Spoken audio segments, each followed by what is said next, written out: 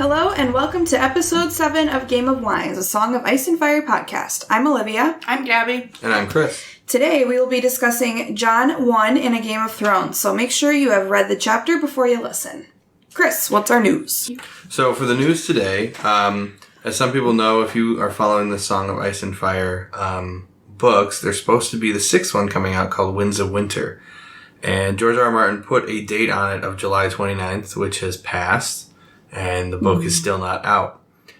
He was supposed to go to this thing called Worldcon in New Zealand.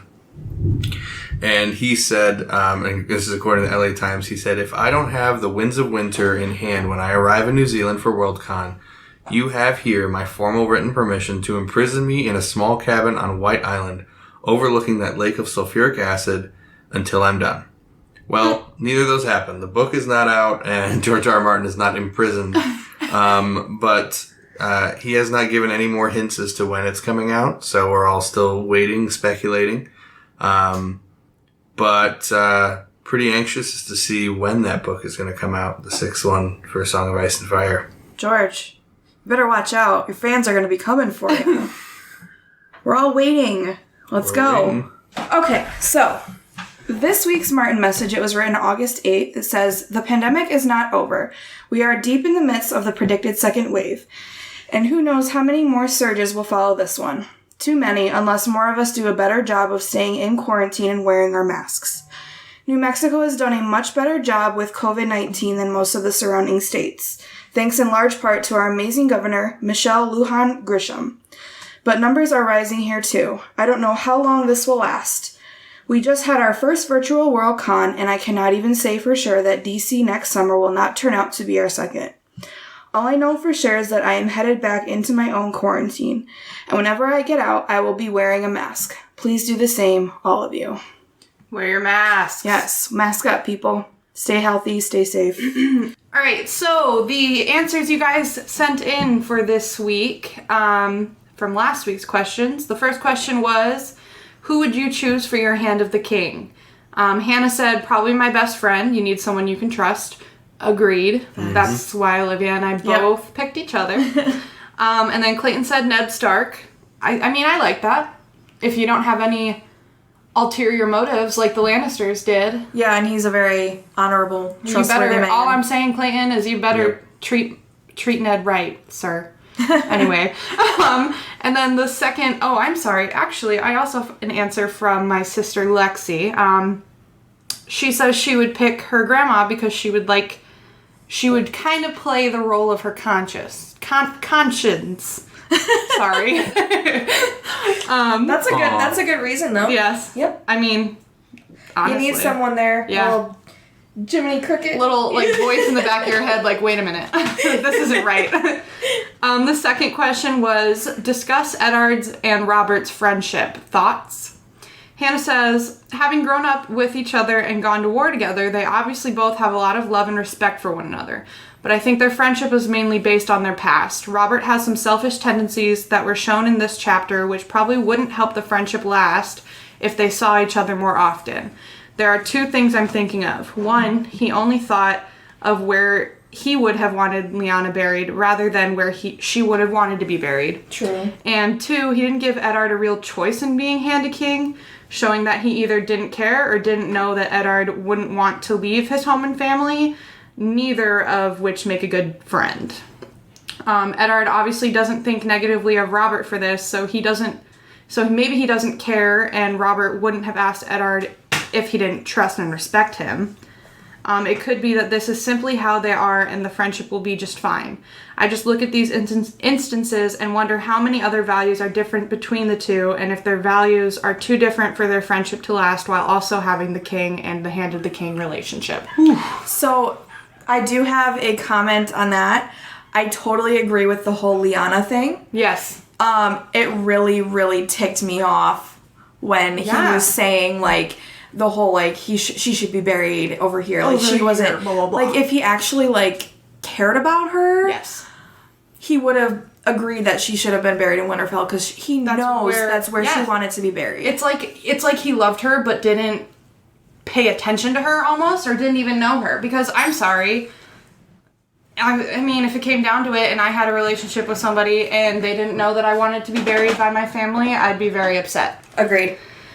And then Clayton says they're old war buddies. Rob bringing Ned in while under so much pressure just shows the level of trust they have for each other. Yeah. Which I agree. If he feels like he's under stress, he wants his best friend there to help. Yeah, for sure.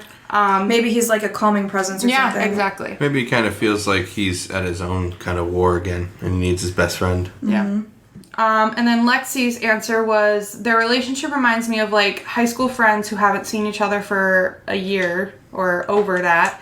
And when they see each other again, it's not like the time they had in the past. Yeah, like if you haven't seen I haven't seen a lot of my high school friends. Like it's sometimes maybe it's just hard to like pick up where you left off. And you're like growing apart. Exactly. Mm-hmm. Especially I could say the same for when I moved back to Michigan. There were a couple friends that I still adore. I still love them, but because did you just stop it?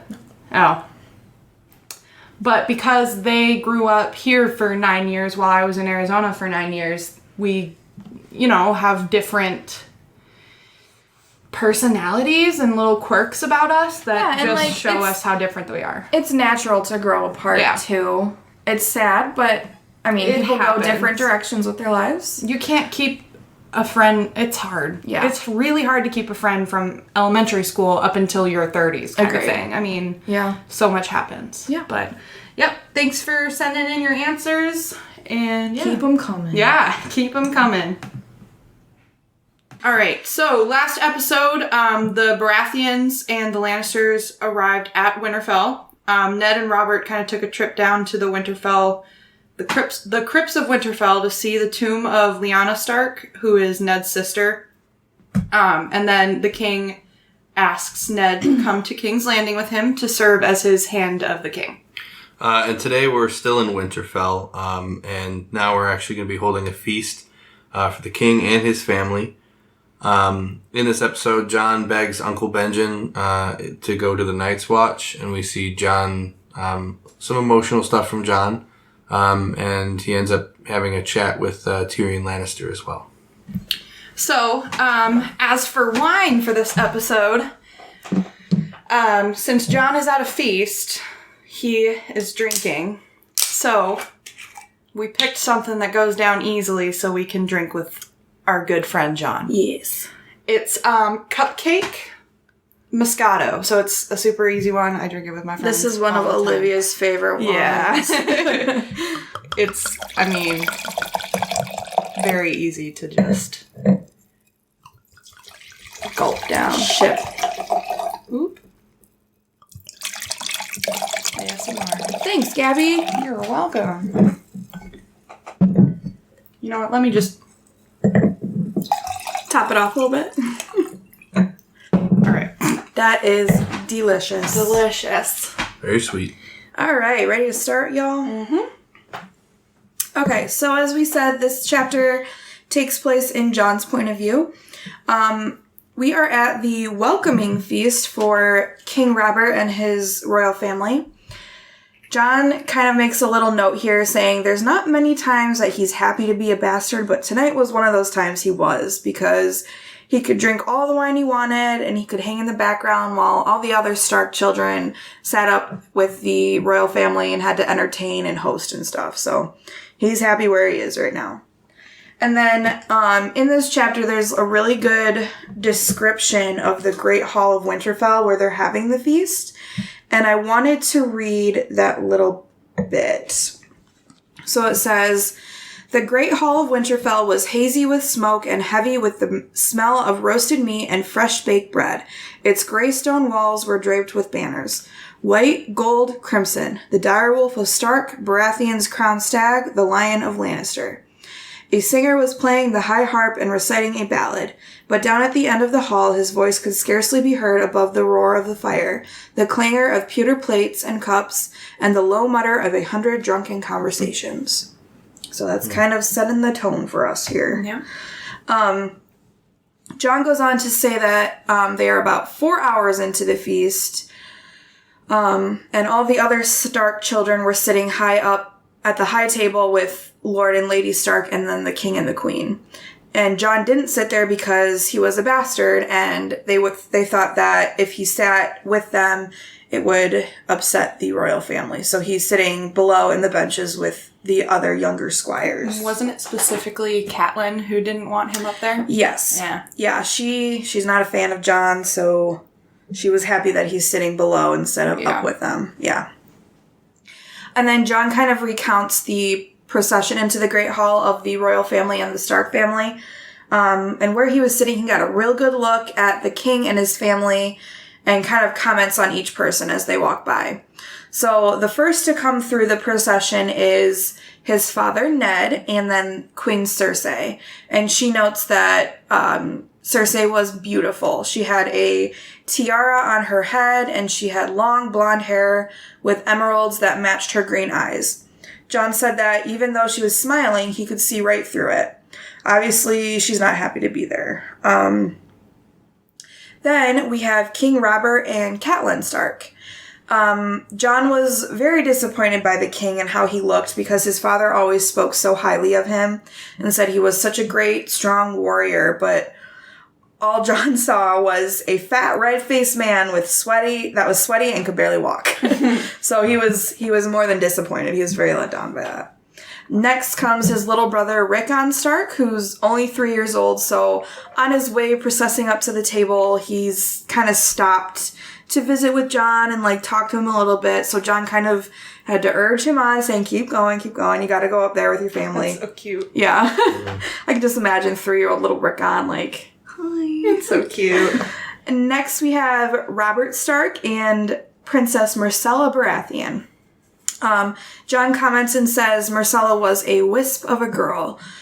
She's almost 8 years old with golden curls, and the whole time they were walking together, she was flirting with Robb, giving him smiles and kind of acting timid around him. Oh. Yes. And then, Ricky. yeah. And then Jon said she was insipid, meaning she kind of lacked flavor and interest. She wasn't that interesting. She's vanilla. Yeah, she's very vanilla.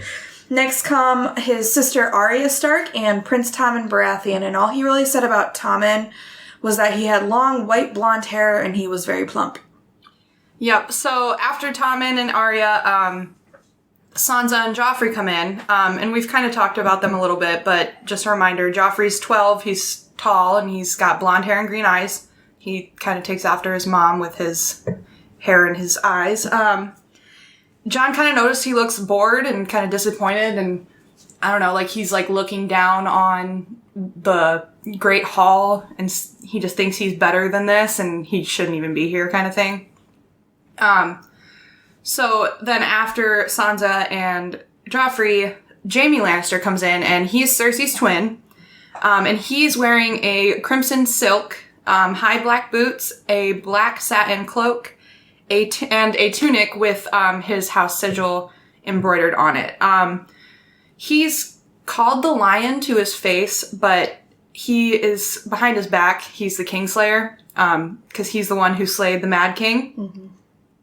And Jon is kind of thinking to himself, Jaime is what a king should look like. He's strong and tall and, Mm-hmm. he looks like he's a warrior kind of thing. And he thinks that that's what Robert should look like. But he doesn't. He doesn't. Nowhere close. And then after that is Tyrion, who is my favorite character. Mm-hmm. He is the youngest Lannister, and he's a dwarf. So he's got stunted legs, a really big head, and I feel him on that. He's got a brute squashed in face, one green eye and one black eye, and then he's got white blonde hair, and they refer to him as the Imp. Which, poor Tyrion. Yeah. So after Tyrion, Benjen Stark and Theon Greyjoy come in. Benjen smiles at Jon as he walks by, and Jon kind of notes that Theon just ignores him and walks away no big deal. Which, we've kind of already seen that from Theon. He's just not not necessarily the nicest of guys. No. But Benjen is the younger brother of Ned Stark, and he's the first ranger of the Night's Watch. And he has blue-gray eyes, and he's thin with long legs. He dresses in black, which is customary for men of the Night's Watch, and it says he is observant, he's friendly, and he also dislikes House Lannister. Just like Ned. Just like Ned. So there's obviously some problems, as we addressed. Right. And, you know, as everybody's walking in, Jon kind of thinks about, and he notices that Ghost has been under, like, his legs the whole time under the table begging for food. So he literally gives him, I love this, because I'm just imagining, I mean, he's still young. Yeah. He still says he's a puppy, but Ghost is a puppy. But he gives him a whole chicken. A whole chicken. And he apparently, you know, He's a devours growing it. boy. He's a growing pup. I He remember needs his that food. in the book too. They're saying that the dogs like stayed away from Ghost Yeah. because Ghost was bigger than them already. And Yeah. he was still a pup.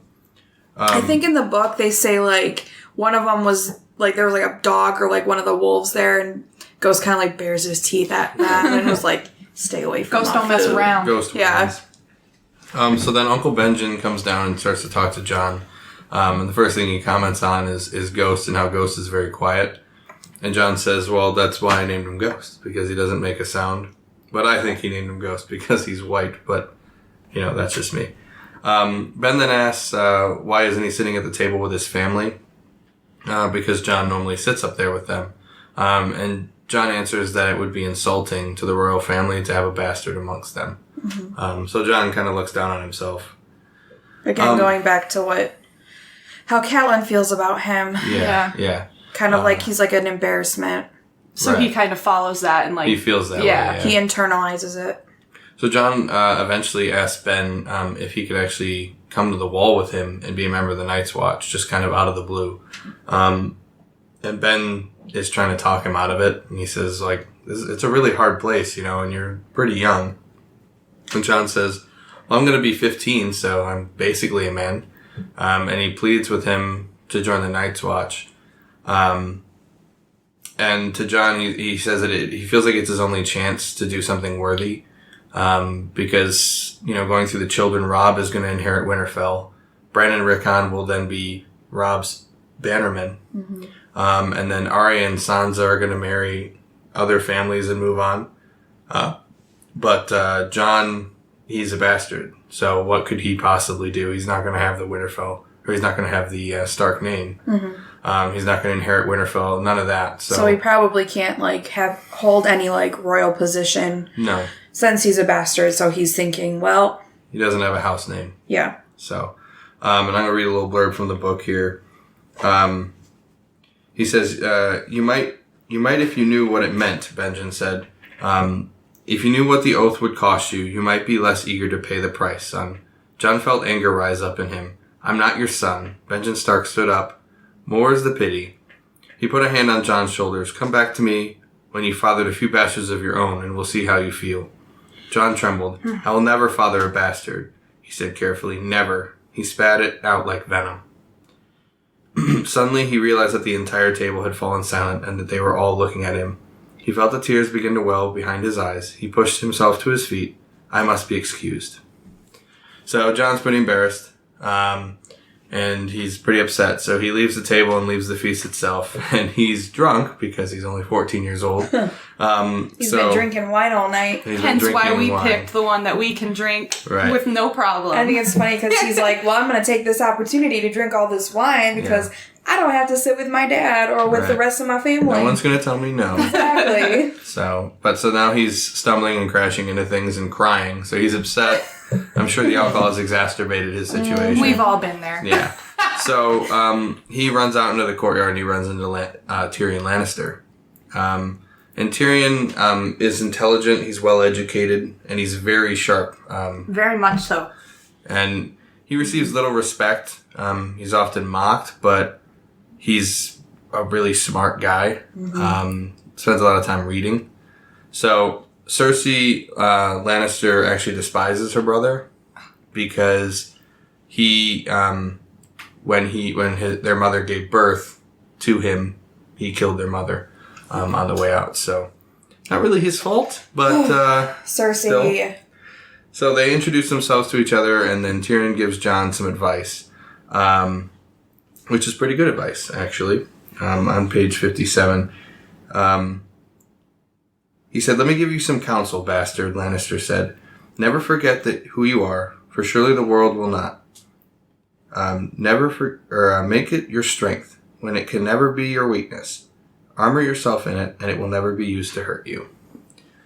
And Jon says that you don't know anything about being a bastard. And Tyrion, again, he's sharp. So he comes right back at him and replies that all dwarves are bastard in their father's eyes.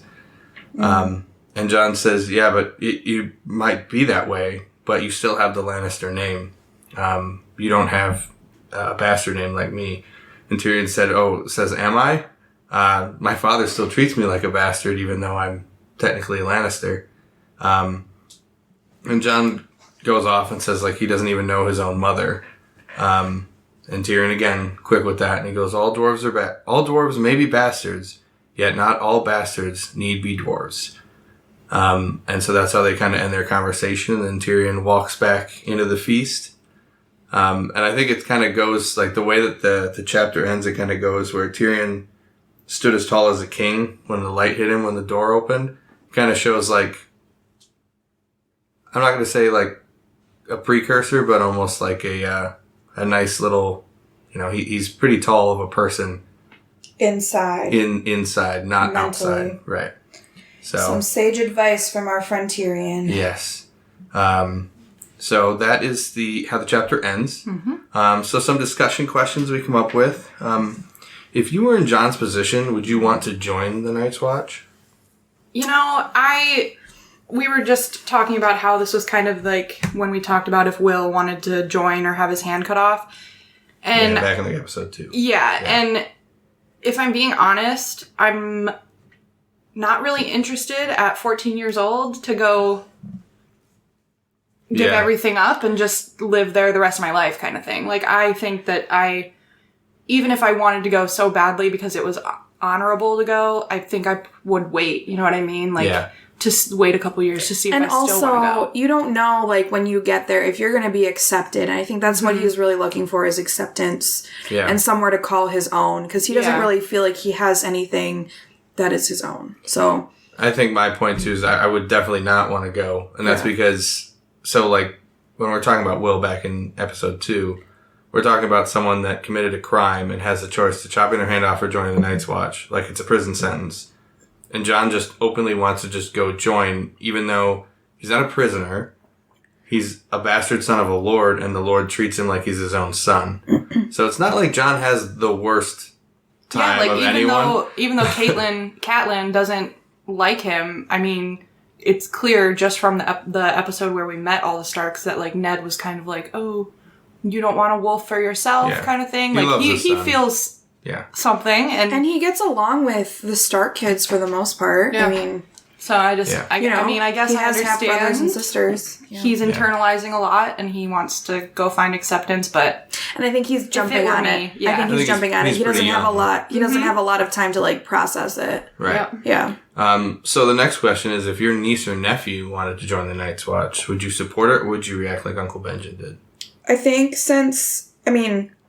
if my niece or nephew were Jon's age, I don't know if I would, because he's so young. Yeah, I have to agree with that. It has to do with their age. Yeah, because I don't know if you're making, like, a sane adult decision. And Uncle Benjen even said, he's like, you're 14. You're just a boy. Like, you don't need all this right now. I mean, because I don't know. Especially because he's the one who is literally, he's the first. I don't remember what I said. The first word. Don't remember. But he's literally the one who is first ranger, and he's the one who's on the wall. He knows what Jon would be going into. So, like, I'm sure some people might be like, oh, that's he's not being supportive, but he knows what Jon's getting himself into. So he could be just no one knows better than I don't want you to be in that. Yeah. So, I'd probably react like Benjen. All right, well, that's all of our discussion questions. All right, that's it for this week's episode of Game of Wines. Make sure you guys follow us on Facebook at A Game of Wines, A Song of Ice and Fire podcast, on Instagram and Twitter at Game of Wines 1, and also on YouTube at Game of Wines Podcast. Next episode, we will be discussing Catelyn Chapter 2, so make sure you read that chapter before the next episode. Thanks for listening.